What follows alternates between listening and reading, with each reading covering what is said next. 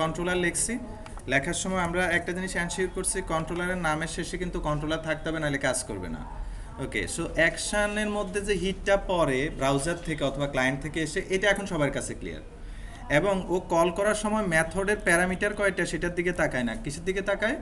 প্রথমে কল করার সময় নামের দিকে তাকায়, নাম ম্যাচ করলো বসালো, প্যারামিটার কয়টার ভ্যালু আসবে, যতগুলা ম্যাচ করে ততগুলা ম্যাচিং অবস্থায় সে বসিয়ে দিবে, রাইট? আচ্ছা, এখন দেখেন আরেকটা অংশে আমি চলে আসি। আমি ধরেন এখানে একটা ডাটা রাখতে চাই যেটা ইন্টিজার টাইপ। ওকে, একটা ইন্টিজার টাইপের ডাটা রাখতে চাই। তো এই ইন্টিজার টাইপের ডাটা রাখার আগে ছোট্ট একটা থিওরি আমরা জেনে নেই। আপনারা নর্মালি কি করেন, এ ইকুয়ালস 0, তাই না? এটাই তো করেন ইনিশিয়াল ভ্যালু। আপনারা কি কখনো ট্রাই করছেন এ ইকুয়ালস নাল লেখার জন্য? পারবেন না। হোয়াই? হোয়াই? বিকজ এই টাইপগুলোকে বলা হচ্ছে নন নালেবল। নালেবল টাইপ এটা সাপোর্ট করে না। রেফারেন্স টাইপ নালেবল সাপোর্ট করে, তাই না? যেমন এই স্টুডেন্ট ইকুয়ালস নাল লিখলে প্রবলেম নাই, কিন্তু ইন্ট নাল লিখতে পারবেন না, ডাবল নাল লিখতে পারবেন না, বুলিয়ান নাল লিখতে পারবেন না, স্ট্রিংও পারবেন, স্ট্রিংও নালেবল করা যায়। আচ্ছা, এটা কি সম্ভব এটাকে নালেবল করা? এই যে দেখেন আমি করছি।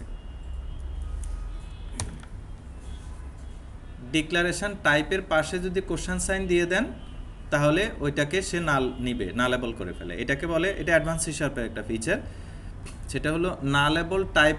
নন নালেবল টাইপকে যদি আমি নালেবল করতে চাই, তাহলে আমি টাইপের সাথে কোশ্চেন সাইন দিয়ে দেব, right? So it is possible. দেখলাম এটা হলো নর্মাল একটা থিওরি জেনে রাখলাম। Now come here. আচ্ছা, এখানে একটু বলে নেই, যেই ভ্যারিয়েবলগুলার ভ্যালু পায় না রাউটিং ইঞ্জিন, সেই ভ্যালুগুলার ও কি সেট করে দেয়? ভ্যালু কি সেট করে দেয়? নাল সেট করে দেয়। আপনারা দেখছেন কিন্তু কিছুক্ষণ আগে, তাই না? নাল সেট করে দেয়, রাইট? এটা আমরা দেখছিলাম স্ট্রিংয়ের ক্ষেত্রে।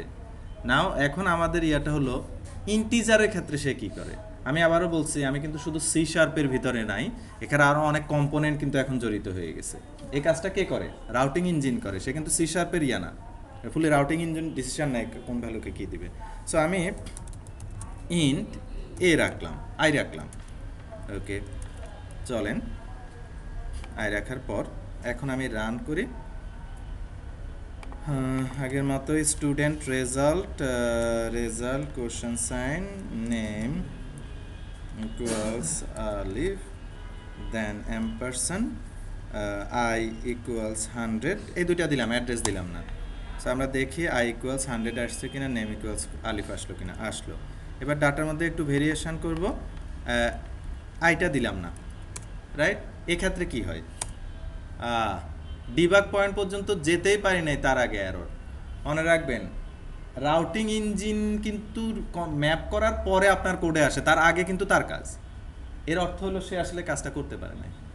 সে যে আপনাকে আপনার কোড পর্যন্ত আসবে, ওই কলটাই করতে পারে না, ভ্যালুগুলো বসাতে পারে না। প্রবলেম কি হয়েছে একটু বলে দেখেন তো।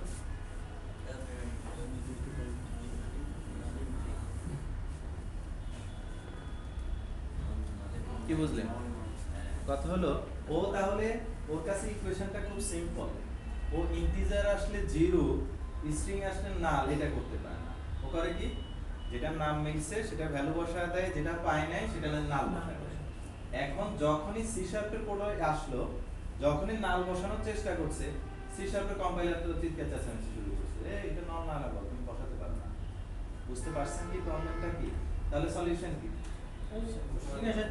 এক্স্যাক্টলি। ওকে, চলেন আমরা সলিউশনটা দিই।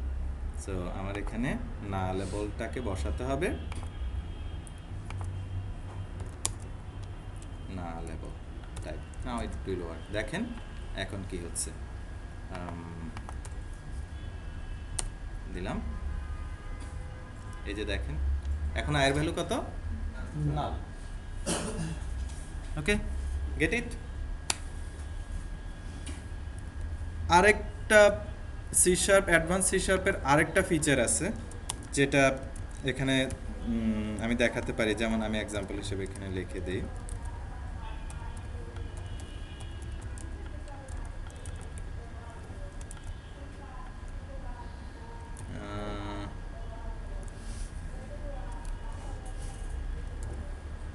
রং, আচ্ছা এটার ক্ষেত্রে কাজ করছে না, দেখি এটার ক্ষেত্রে করে কিনা। স্ট্রিং এর ক্ষেত্রে কাজ করছে না কেন আমি এটা পরে দেখব। আচ্ছা ইন্টিজারের ক্ষেত্রে দেখেন আমি এটা কি করছি, এটা কি করলাম, i = 10, এটা মানে কি, এটা মানেটা একটু দেখি।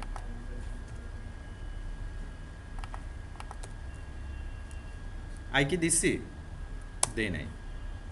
আয়ের ভ্যালু কত এখন, এটাকে বলে ডিফল্ট ভ্যালু, প্যারামিটারের ডিফল্ট ভ্যালু দিয়ে দেওয়া আছে। ওকে, আমি স্ট্রিংয়ের ক্ষেত্রে মনে হয় না লেবল যেগুলো ওগুলোর ক্ষেত্রে দরকার হয় না, এরকম কোনো প্যাচ থাকতে পারে, বাট আমরা অ্যাটলিস্ট ইন্টিজারের ক্ষেত্রে দেখলাম আমার ইউজার, আমার ক্লায়েন্ট যেহেতু এটার ভ্যালু সেট করে দেয় নাই, সো আমার রাউটিং ইঞ্জিন এইটাকেই তার ডিফল্ট ভ্যালু হিসাবে নিয়ে নিছে। ওকে, যদি দিয়ে দেই তাহলে কি হবে, i = 99 দিয়ে দিলে কি হবে, টেল মি, সরি কি হবে, এখন কি আর 10 হবে, দিয়ে দিলে তো 99 হবে, তাই না? ওকে, সো দুইটা কনসেপ্ট আমরা এখানে শিখলাম। Please just practices, just check it, কিছু না, নালেবল করার আগে একটু চেক করে দেখেন প্রবলেমটা কি।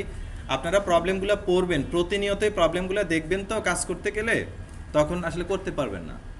সো প্রতিনিয়তই